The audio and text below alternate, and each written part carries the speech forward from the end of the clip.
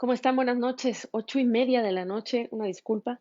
Hemos estado con muchísimo trabajo, pero todo esto, bueno, sea en nombre de desmenuzar la realidad y ponerla digerible, entendible, estudiarla para pasarla y comunicarla de la manera en la que a ustedes les parece útil y les parece que sirve y que ayuda a entender este complicado mundo.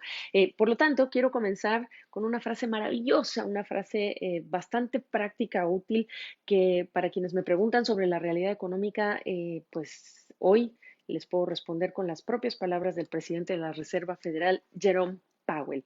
Jerome Powell dio un discurso esta mañana antes de la apertura de los mercados, comenzó su discurso, pero fue tal el mensaje que lo que importa es la consecuencia, y la consecuencia es que las bolsas de valores en Estados Unidos prácticamente revirtieron la tendencia positiva. El promedio industrial Dow Jones de 30 acciones, es decir, 30 empresas agrupadas en este índice bursátil de referencia, pues terminó ese índice bursátil con una caída de 506 unidades. ¿Por qué?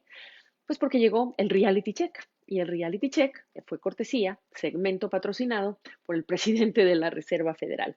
Pero les quiero leer textualmente la frase que dio como parte de su discurso, porque resume muy bien lo que en este espacio hemos estado conversando juntos. Lo primero que dijo Jerome Powell es, la recuperación puede tardar en lograr impulso, eso es la primera idea, y el transcurrir del tiempo puede convertir los problemas de liquidez en problemas de solvencia. Además, agrega, el apoyo fiscal adicional podría ser costoso, pero podría valer la pena si ayuda a evitar lo que es el daño económico de largo plazo. Ahí están las ideas. Es decir, la recuperación puede tener más tiempo o tardarse más en lograr este impulso, número uno. Número dos, los problemas de liquidez, porque va a transcurrir el tiempo, se van a convertir en problemas de solvencia, es decir, empresas, personas pueden caer en este problema de insolvencia, esa es otra idea. Al mismo tiempo, se requiere, va a ser costoso, se requiere quizá apoyo fiscal adicional, tercera idea, porque sí va a ser costoso, pero en el largo plazo es posible que se eviten mayores daños a la economía, es decir, el daño económico de largo plazo.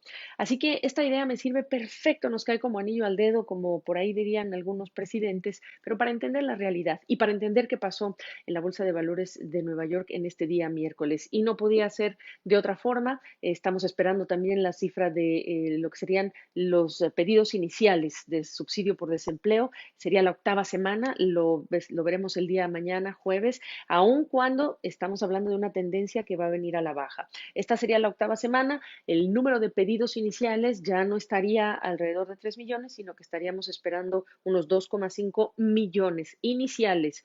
Eso significa que piden, pero no sabemos si les dan el dinero, porque no todos califican, pero son pedidos iniciales. Ahora, si estamos hablando ya de las 8 semanas acumuladas, pues hablamos de una cantidad también brutal que no es para menos de levantar ceja o caer quijada. 36 millones de personas que estarían pidiendo este pago de subsidio por desempleo. Así que tenemos esta situación por este colapso y al mismo tiempo recibimos de la propia Organización Mundial de la Salud, pues prácticamente otra advertencia, otro reality check. No nos gusta, nos incomoda, nos recuerda cuánto control no tenemos, pero prácticamente lo que nos dicen es que es muy posible, es posible que el coronavirus haya llegado aquí para quedarse y que es imposible pronosticar cuándo va a ser controlada la pandemia. El virus podría no irse nunca y esto lo dice prácticamente un experto que ha estado en otros continentes combatiendo pues también brotes importantes como es el doctor Michael Ryan. Él mismo dice que sin una vacuna podría tomar años para que la gente, nosotros los humanos, podamos acumular suficiente inmunidad. Así que este es un comentario quizá que nos apaga, que nos nubla un poco el panorama, pero probablemente se hace en el contexto de que más y más ciudades, comunidades, etcétera, están reabriendo o anunciando planes de reapertura, como ocurrió, por ejemplo, esta mañana en el caso de México, con este plan en 3 fases que anuncia el presidente Andrés Manuel López Obrador, cuando pero también hace algunas horas se habla de los días más difíciles para México y también para Brasil. Así que va a ser un tema interesante. De México será interesante también lo que diga el Banco de México, el Banco Central, que anunciará mañana lo que sería su decisión sobre el rumbo de las tasas de interés. No se esperan sorpresas porque lo que se espera es que las recorte para pues prácticamente abaratar lo que es el dinero y también mantener estas medidas de liquidez que ha buscado dar a la economía, en ausencia también de otro tipo de medidas de apoyo de las autoridades para las pequeñas y las medianas empresas.